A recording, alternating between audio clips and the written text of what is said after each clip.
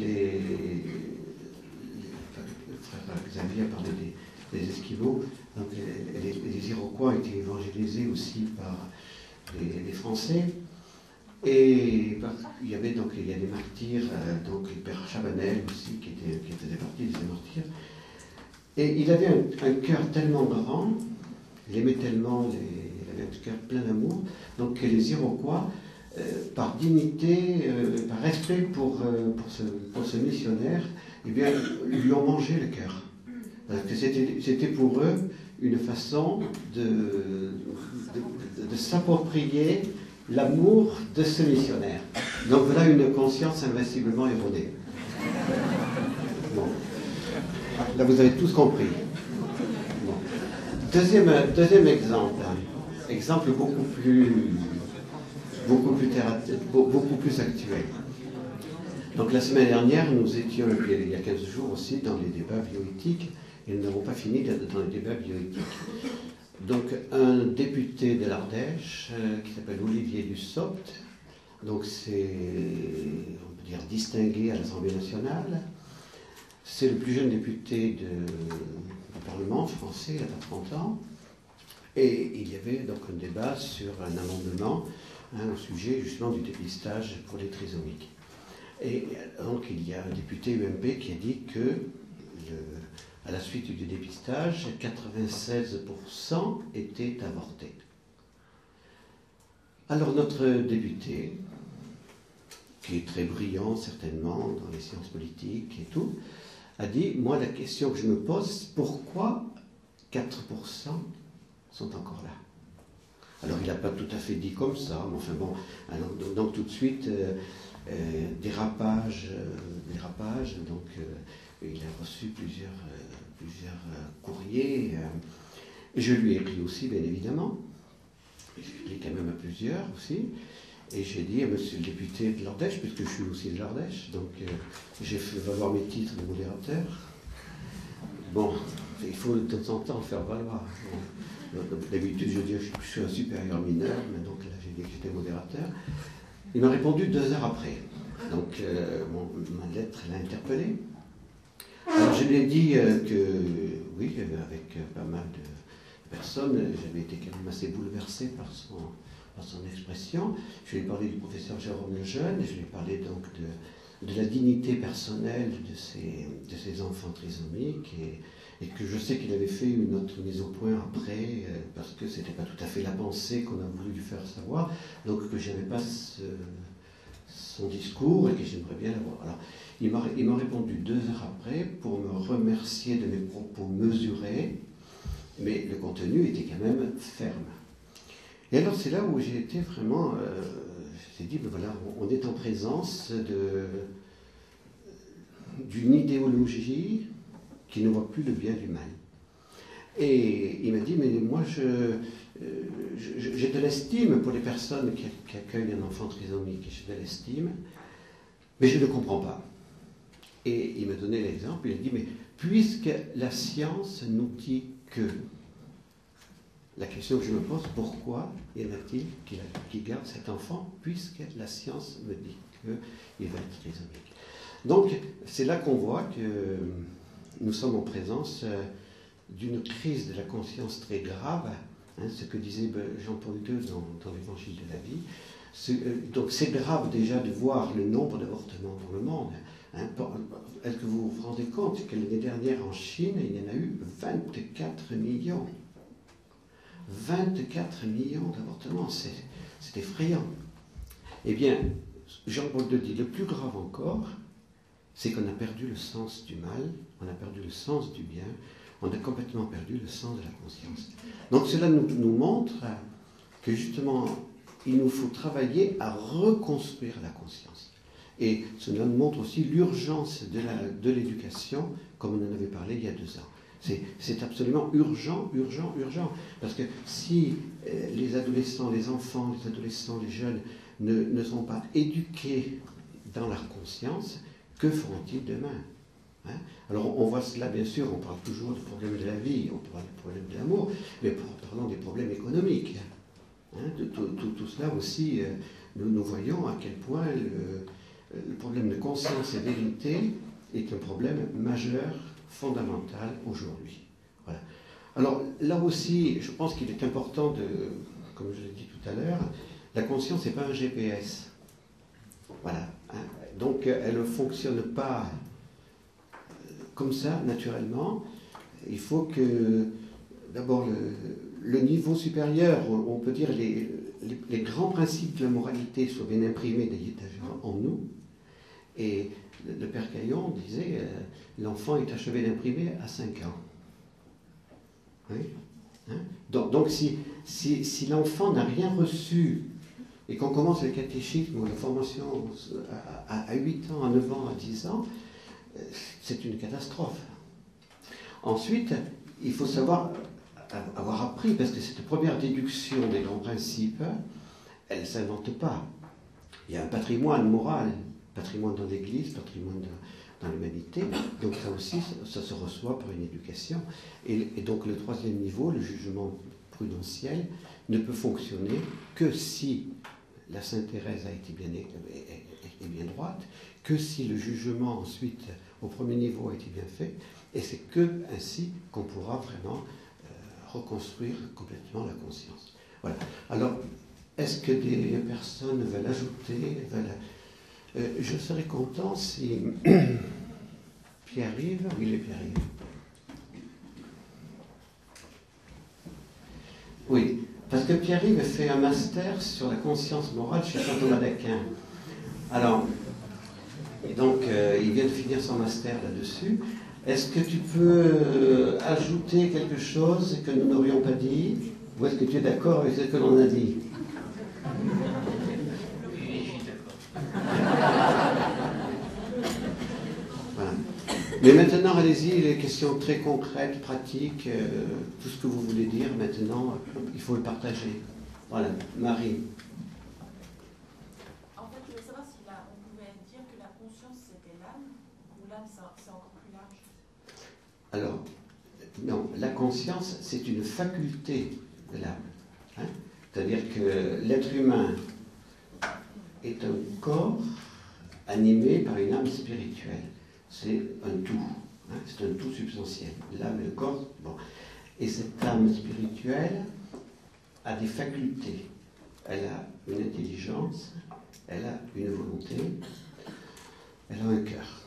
Voilà, ça c'est, on va dire, c'est la. Alors l'intelligence a donc une conscience psychologique et une conscience morale. Et ensuite, c'est parce que d'abord nous connaissons, hein, commençons d'abord par connaître. Hein. Le petit enfant, jusqu'à l'âge de 7 ans, eh bien, sa conscience morale n'est pas développée. Mais il commence à connaître papa, il commence à connaître maman, il commence à connaître Bambo, il commence à connaître le petit chat, il commence à connaître les objets, il commence à faire des jugements. Ça, c'est l'intelligence qui se développe. Et puis ensuite, la conscience morale, donc c'est le jugement qui ensuite porte sur le bien et le mal. Voilà. Hein. Donc ça fait partie d'une faculté de l'âme. Et ensuite, ma volonté va se décider pour tel acte, parce qu'elle a été éclairée par la conscience. Voilà. Vous voyez, c'est important de réfléchir à tout cela. Hein, c'est important. Et le cœur de l'âme? Alors le cœur, c'est tout ce qui est l'affectivité, c'est tout ce qui est l'amour. Hein, parce que là aussi, bon, il y a diverses philosophies. Hein, bon, dans la philosophie qui est alimentée aussi par la foi, eh bien, pour nous mettons une certaine priorité au cœur. Vous voyez, la raison froide, eh bien, c'est pas le cœur. Donc l'homme, c'est pas qu'une raison. Hein, voilà, c'est un cœur qui aime. Voilà, et l'amour, c'est aussi la volonté. Dernière question. Comment éduquer sa conscience? Quand on parle d'éducation de la conscience, en fait, ça consiste en quoi? Eh bien, d'abord, vous venez à une forum, vous venez à une session, vous avez le catéchisme, vous avez des... Normalement, à l'école dite laïque, on devrait avoir des cours civiques. Hein. Quand j'étais petit, quand on rencontrait M. le maire, on enlevait son casquette ou son chapeau et on disait bonjour. Et quand on était dans le train, on laissait sa place à un adulte. Donc tout ça, ça devrait être appris. Hein. Aujourd'hui, on vous parlera simplement de vos droits. Voilà. J'ai une question pratique. Pour la fin de vie, pour l'euthanasie, Oui. si on est face à une personne qui est déjà démente,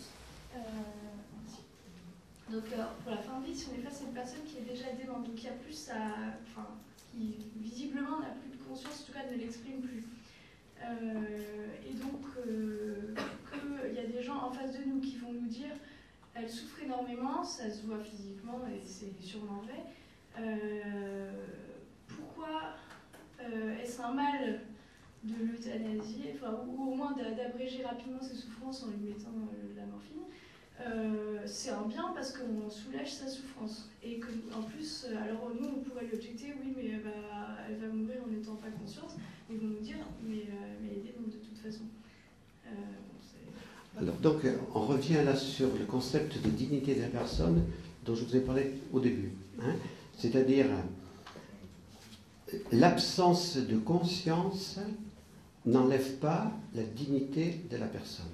Voilà. Alors, donc, c'est pour ça que la question d'euthanasie, d'avortement, nous sommes en face de la dignité de la personne. C'est-à-dire que la personne humaine a ses qualités qu'elle est, je reparlerai demain, elle n'est pas moyen, elle est fin, elle a été voulue par Dieu pour lui-même, et elle est sujet, elle n'est pas objet.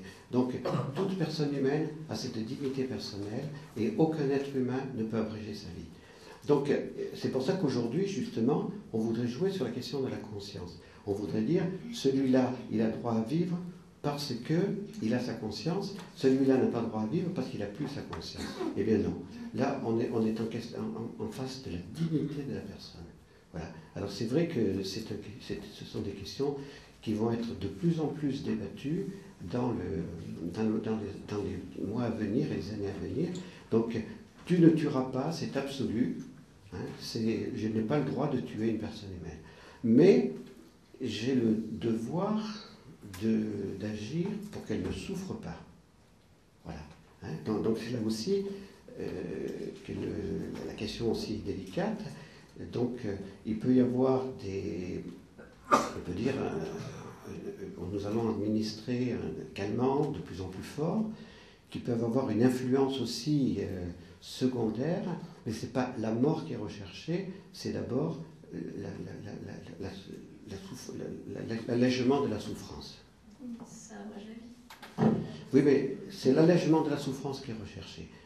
Et là, quand même, l'Église dit que nous devons tout faire pour alléger la souffrance. Parce que la souffrance est quand même très difficile à porter. Voilà. C'est pareil pour l'embryon. La dignité de l'embryon, c'est pas la conscience. Sinon, on aurait plus de... Bien sûr, bien sûr. Gravité à faire l'avortement. Bien sûr, parce que là aussi, la question de... la dignité, c'est la personne aussi. Hein. Quand est-ce qu'on peut dire que quelqu'un est une personne? Qu'est-ce que ça veut dire être une personne? Et actuellement, il y a une confusion. On est une personne quand on est conscient. Mais non, on est une personne, et cette personne a une faculté qui est la conscience. Mais l'âme et le corps forment la personne. La conscience est une faculté de la personne. Dans nos guerres, il retentissent encore des rappels de Jean-Paul II. Soyez les hommes et les femmes de la conscience.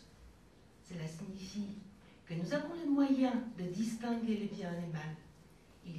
Ce sont les moyens qui restent en union avec Dieu. Donc celui qui a une conscience bien formée, il est toujours avec Dieu et toujours avec la loi naturelle. Oui, mais c'est vrai qu'il faut l'éduquer. Ça, oui. Voilà, parce que si elle n'a pas reçu cette éducation, eh bien, vous voyez aujourd'hui,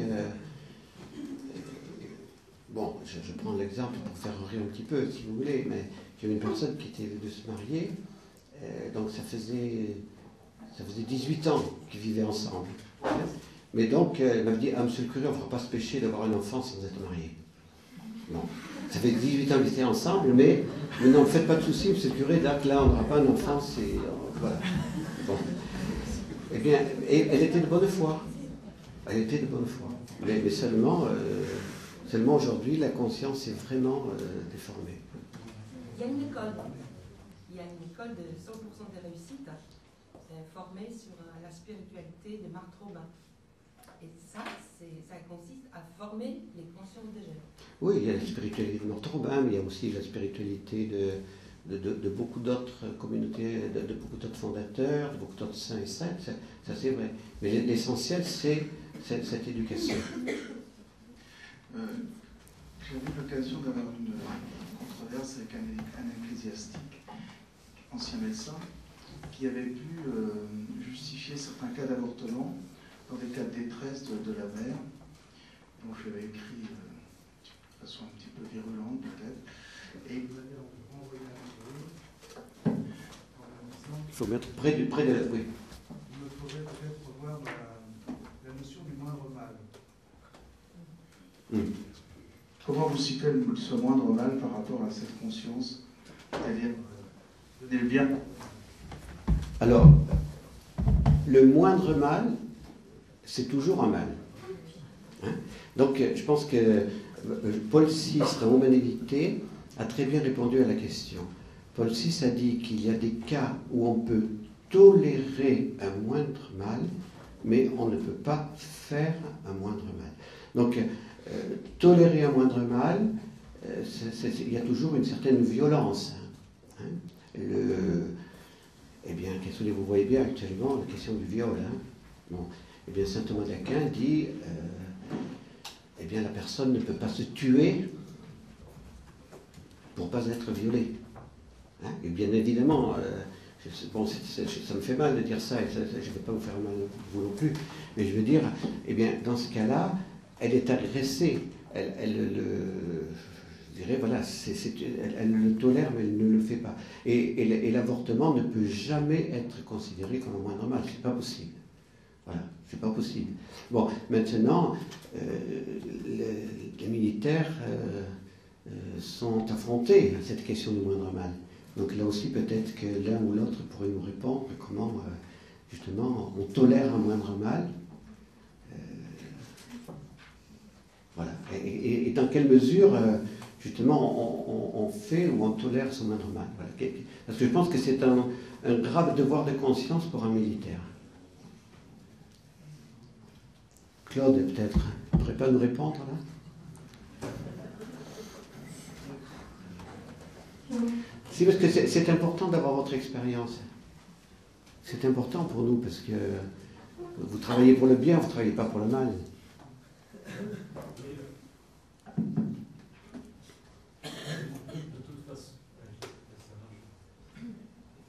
Il faut parler fort près du micro. Très près du micro. Oui, c'est sûr que tuer en soi, c'est intrinsèquement immoral. Donc, inévitablement, on se pose cette question. Et parfois, le soldat, mais oui, essentiellement le soldat, hein, parce qu'il est détenteur de la force, le soldat est amené à donner la mort pour un bien plus grand. Hein. Alors là, on oublie la notion de moindre mal, on pense à un bien supérieur, qui est celui de protéger notre vie en général. Mais c'est vrai qu'on doit obligatoirement mener cette réflexion. Sinon, on ne peut pas être un bon soldat.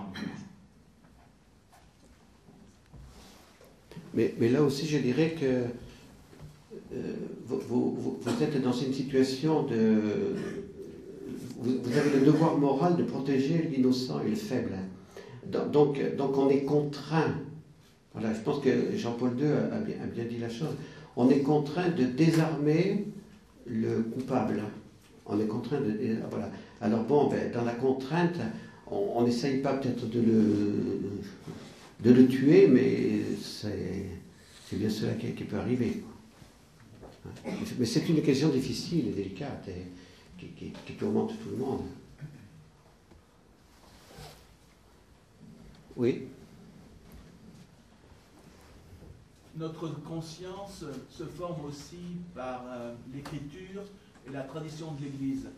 Or, il existe des courants actuels de théologiens et de prêtres qui nous disent qu'avant de faire une exégèse biblique, il faut voir ce que nous dit la science et quelle vérité scientifique va aller contre la Bible.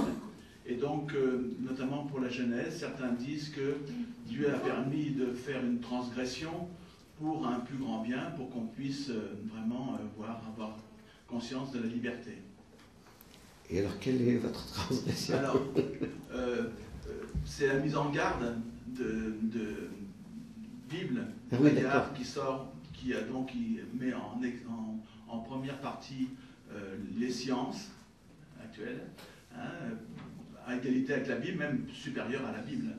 Et puis aussi des catéchèses qui expliquent le Big Bang, qui expliquent le darwinisme, et qui sont bien sûr très supérieures à la Bible. Bien sûr, on sait tout ça, le progrès de l'évolution. Voilà, alors là, bien sûr, c'est un problème un peu plus difficile, parce que on entre dans le domaine scientifique, et nous, on parle aussi du problème de la révélation. Voilà.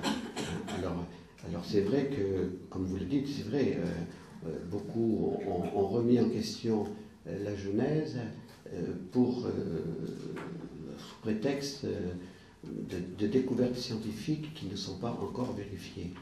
Voilà. Alors donc, ce qu'il faut bien dire, c'est que nous, dans la Genèse, on est sur le pourquoi de la création de l'homme et non pas sur le comment. Voilà. Et donc c'est pour ça qu'il ne faut pas qu'on mélange les plans, parce que Dieu nous révèle pourquoi il a créé l'homme, pourquoi l'homme est sur la terre, et nous laissons les scientifiques continuer leur travail pour découvrir le comment. Mais en même temps, c'est vrai qu'une évolution qui prétendrait que l'homme vient uniquement de la matière inférieure sans recours de Dieu, nous ne pouvons pas l'accepter. Ça, c'est évident. Parce qu'il est évident que l'homme est créé par Dieu. C'est évident. Et que l'homme il y a un saut tellement grand entre l'animal le plus évolué et l'homme qu'il est évident qu'il y a l'action de Dieu. Ça, c'est évident. Dans plusieurs exemples qu'on vient d'avoir, il est question de l'intention de l'acte par rapport à son caractère moral, par exemple, par rapport à l'euthanasie, l'intention de donner la mort ou l'intention de soulager la souffrance, ou dans le cas des militaires, l'intention de protéger plutôt. Et du coup, quel est ce lien un petit peu entre l'intention de l'acte et la conscience morale? Alors, pour la session au mois de juillet, on va développer davantage cela. Mais il est évident que la conscience morale donc, doit prendre en compte les conséquences et l'intention. Mais, comme l'a dit Benoît XVI et comme l'a dit Jean-Paul II, nous ne pouvons pas nous décider pour un acte uniquement en fonction des conséquences bonnes ou des conséquences mauvaises. Nous ne pouvons nous décider que pour un acte que parce que l'objet que nous avons choisi est bon. Je ne peux pas choisir un mal pour un bien. Bon, par exemple, je veux venir en aide à des populations qui souffrent. Bon, regardez l'Afghanistan, par exemple. Si vous voulez faire gagner de l'argent à tous ces pauvres paysans, qu'est-ce que vous allez faire? Vous allez mettre en place un trafic de drogue. Vous allez faire gagner de l'argent à tout le monde. Eh bien, je ne peux pas. Même si mon intention de faire gagner de l'argent aux pauvres, eh bien, est une bonne intention. Mon acte ne peut pas être de mettre en place un trafic de drogue parce que cela émane. L'enfer est pavé de bonnes intentions. Voilà, oui, oui. Mais est-ce que vous avez des témoignages, Loïc? Ah, mais vous voulez dire quelque chose, Laurence? Oui, oui, allez-y, on passera à Loïc après. Oui, je voulais juste savoir, on sait tous que le bébé est une personne. Le problème, c'est que nos juristes n'ont pas statué sur le statut de l'embryon, justement. Personne n'a dit le bébé et l'embryon est une personne. Alors, comment avoir un discours sur la conscience à des personnes qui nient la dignité de l'embryon comme personne humaine? C'est bien la question fondamentale que personne ne veut poser au Parlement en ce moment. Aussi bien de droite que de gauche. Parce que c'est la question qui les dérange pleinement. Donc le problème, il est là. Le problème, il est de dire, comme le professeur Jérôme Lejeune l'a dit, aujourd'hui, nous avons une connaissance du génome humain qui est suffisante pour dire, nous avons en face de nous un être humain. Alors, l'Église dit, cet être humain, dès le premier moment de sa conception, a tous les droits de la personne humaine. Mais ce qui est aujourd'hui paradoxal, c'est que nous avons, dans les débats qui ont eu lieu à l'Assemblée, des francs-maçons qui sont allés chercher des textes de l'Église il y a plusieurs années pour dire « mais l'Église disait que l'âme spirituelle n'arrivait qu'au 2e ou 3e mois ». Comment ça se fait que l'Église a changé son argumentation aujourd'hui? Eh bien, l'Église aujourd'hui ne se fonde pas sur la question de l'âme spirituelle, elle se forme sur la question du patrimoine génétique. Et pour dire, dès le début, nous avons un être humain qui a tous les droits de la personne humaine. Et Benoît XVI l'a dit, donc lors de la dernière veillée pour la vie, il faut le considérer comme une personne. Oui, je voulais juste te dire par rapport à toutes les interventions que vous avez faites ce soir, qu'elles concernent la conscience ou la vérité, moi, à chaque fois, ça me fait penser au mot courage, qui devrait revenir finalement, parce que les trois sont complètement liés. Et c'est vrai que pour intervenir dans le domaine du courage dans l'entreprise, ce qui me concerne, la question que vous posiez tout à l'heure aux militaires, on peut se dire aussi que lorsqu'on est dans l'entreprise et qu'on est à un poste à responsabilité, est-ce qu'on a conscience d'annoncer la vérité d'une situation difficile qui peut avoir des conséquences de licenciement, que l'on peut très bien traiter avec courage et dans le respect de la personne. Au passage, je complète votre écran publicitaire pour dire qu'il n'y a pas que le catéchisme de l'Église catholique, il y a aussi le compendium de la doctrine sociale de l'Église qu'il faut vraiment avoir lu. Fin de l'écran publicitaire. Ce que je voulais dire aussi, c'est qu'au niveau du courage, il y a 4 défis. Il y a celui de la discipline, donc avec les règles du jeu. Il y a celui du sens et de l'inspiration, celui des résultats, et puis enfin celui de la confiance. Et je pense qu'on peut difficilement dissocier conscience et vérité avec le mot courage. Voilà ce que je voulais rajouter.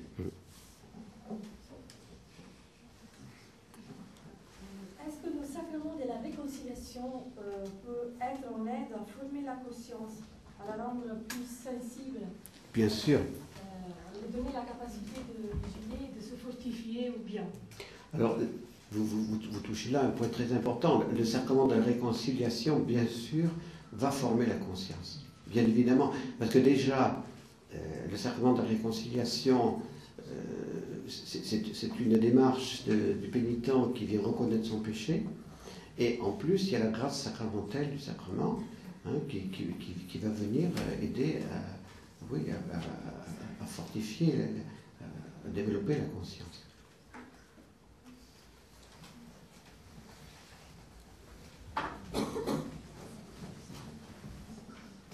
Père Bernard, tout à l'heure, il y a le frère Xavier qui avait cité les erreurs de la conscience, et notamment, moi j'aimerais revenir sur l'ignorance invincible. Comment est-ce qu'on pourrait la corriger, d'autant plus que dans certaines coutumes, notamment en Afrique, il y a des habitudes qui sont tellement ancrées et transmises de génération en génération que les jeunes qui sont formés ne les conçoivent pas comme étant une erreur de la conscience. Si je prends le cas du mariage, 2 jeunes qui veulent se marier, il y a une étape qui est le mariage coutumier, qui est en fait la demande en mariage auprès des parents avec une dot, tout ça.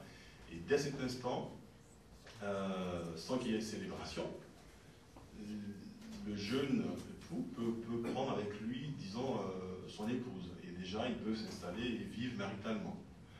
Lorsqu'on refuse en disant « mais non, j'attends d'abord mes fiançailles, ensuite mon mariage », très souvent les parents sont très offusqués. Et mon épouse et moi avions vécu ça, c'était difficile, mais voilà. Comment est-ce qu'on pourrait aujourd'hui, quelques idées, hein, pour essayer de corriger cette erreur, puisqu'elle existe et elle est transmise, parce qu'elle a vraiment une force très importante dans l'éducation de nos jeunes générations.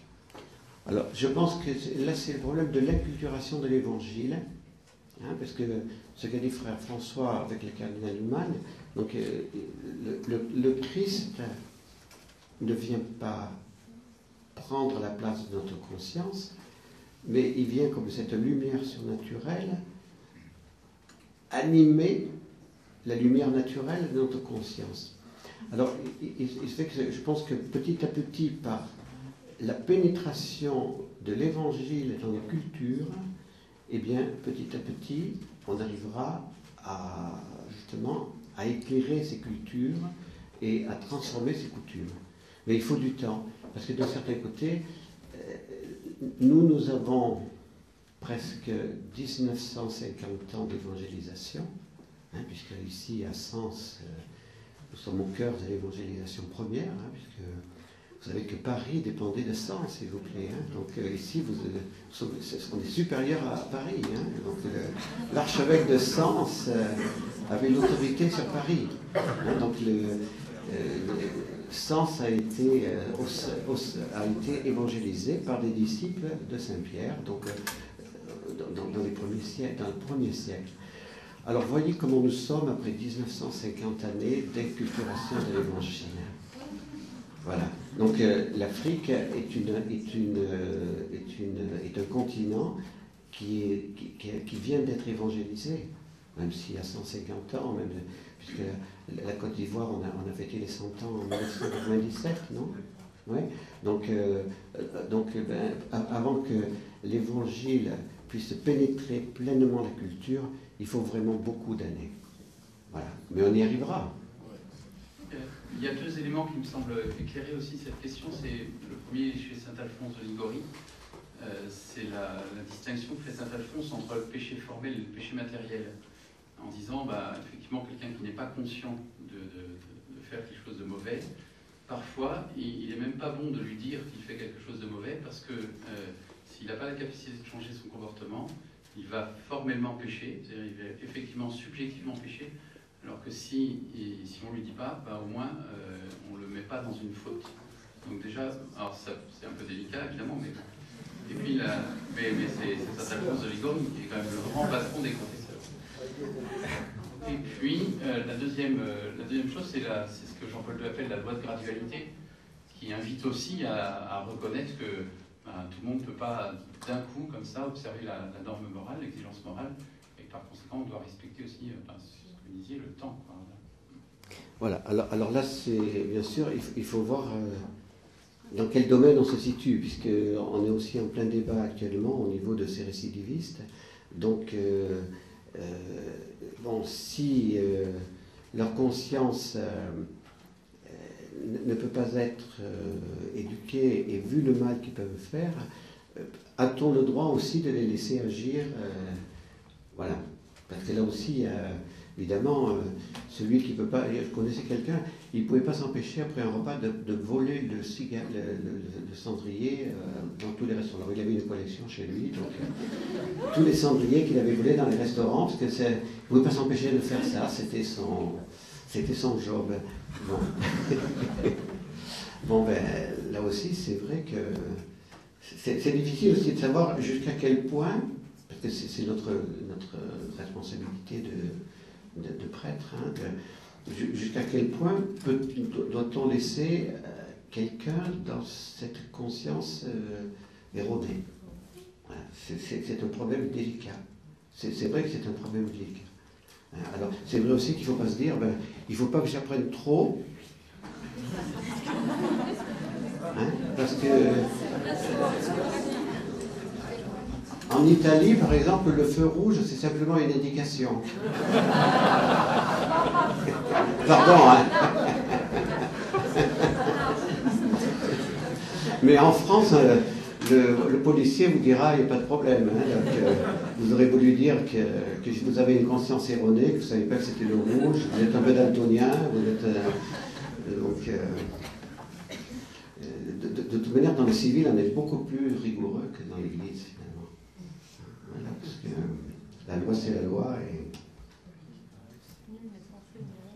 Bon, on va peut-être... Oui. Une question par rapport à tolérer le moindre mal et faire le moindre mal.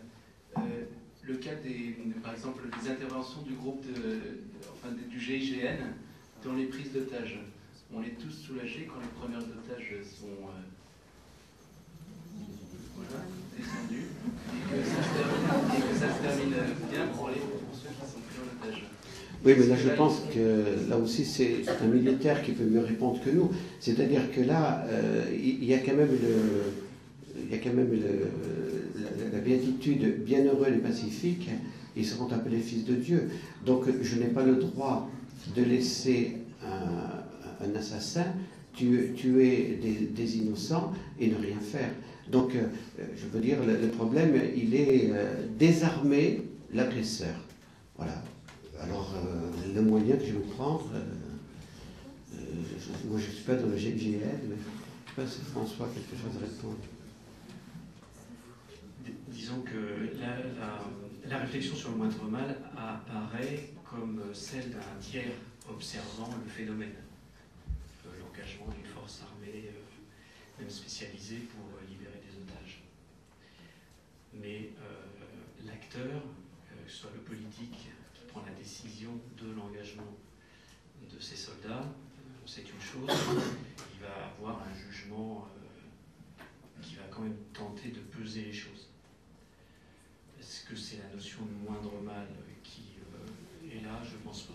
Ça, c'est une réflexion, à mon avis, de tiers, de l'observateur, du type de Pascal, du philosophe ou du religieux, et qui va.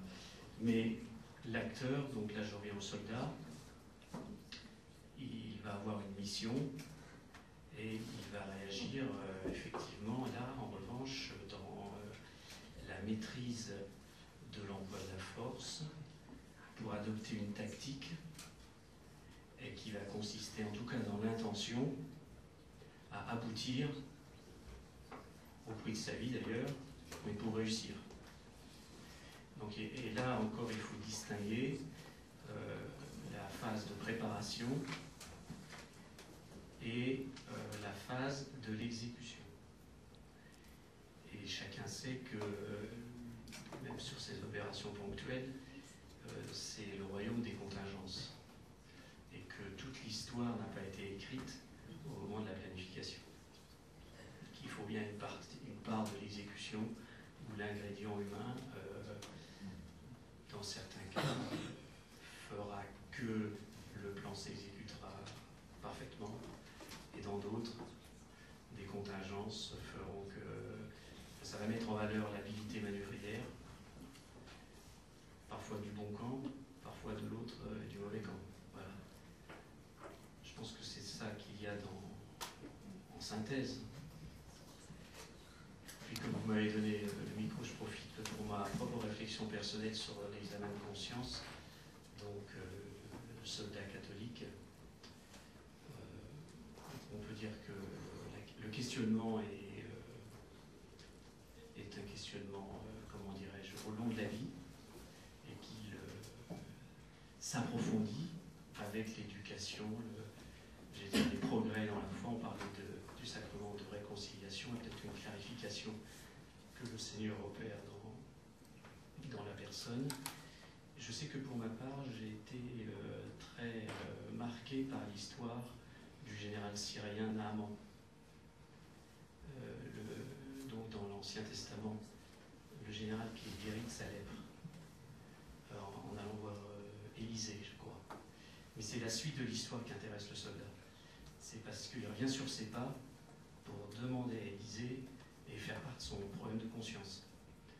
C'est-à-dire que, comme général, son roi s'appuie sur lui, donc il est le tuteur de son roi pour aller adorer, qui va adorer son Dieu, qui est donc une idole. Et le général s'est converti au Dieu d'Élysée. Donc il fait demi-tour et il dit non, bon, est-ce que je peux toujours tenir ce rôle? Et la réponse, elle est rassurante pour l'amant. Parce qu'Élisée a compris la conversion intérieure et les circonstances certainement, il lui dit qu'il peut le suivre. Je trouve que j'ai une réponse. Moi,